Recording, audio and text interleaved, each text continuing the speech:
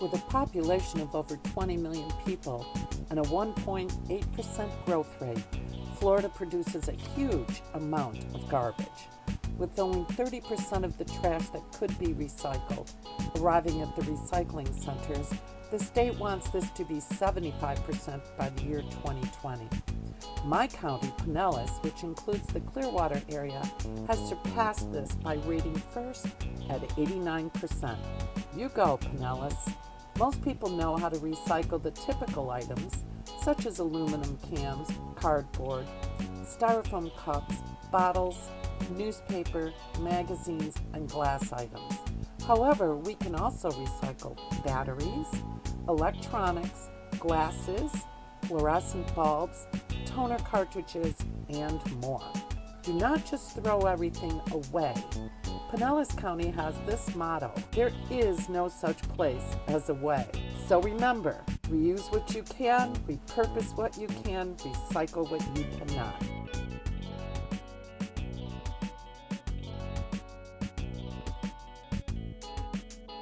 Let's all work together to make our earth greener, cleaner, and healthier for our future generations. There are many things we can do as global citizens to positively impact our environment. Recycling is one of the best ways an individual can help. According to the Environmental Protection Agency, the U.S. has 3,091 active landfills and over 10,000 old municipal landfills. This is a map that illustrates how much trash is produced by a single person. You might notice it's measured in tons. New York State has roughly 140 landfills. Most of New York City's landfills are in Long Island. The largest is Staten Island's Fresh Kills landfill. Once considered to be the largest landfill in the world, it is now undergoing a process in which engineers are using it to create one of the most beautiful and newest parks in the state.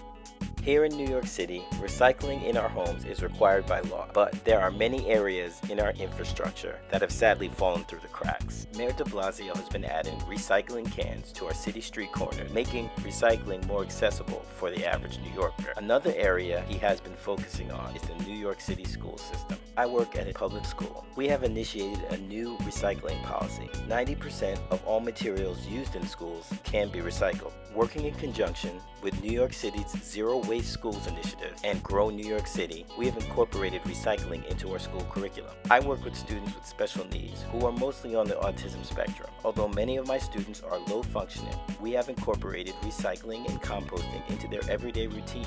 We switched out these old styrofoam lunch trays and replaced them with these new compostable, biodegradable ones. Now when the students finish their lunch, they pour out their liquid, they separate their plastics and their cardboard carton, their leftover food, napkins, paper products, all get tossed into the compost. Everything else goes into the trash. The hope is that the healthy habits that they learn and practice at school will follow them home and through a lifetime.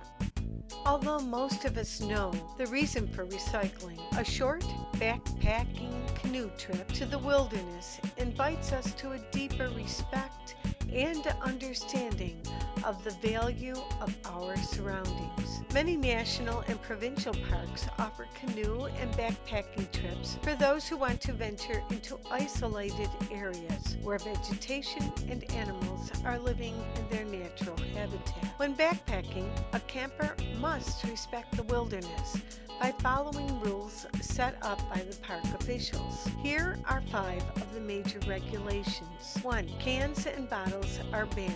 Reason? Disposal of bottles and cans in the water can be harmful to humans and aquatic life. 2. When choosing your food for a backpacking trip, be selective. Whatever you pack into the wilderness, you must pack out. Reason? Littering can affect the health of the wildlife and visitors. 3. Gather your food in a bag and suspend your food from a tree about 10 to 15 feet high when not needing the food. Reason? Human food disrupts the natural diet of wild animals and makes them dependent on people. Number 4, group size is always limited. Reason? Respect for solitude of others and also to deter from natural degradation of vegetation by humans. Lastly, number 5, keep campfires small by only using small amounts of wood debris. Why? The natural decomposing of wood that has fallen on the ground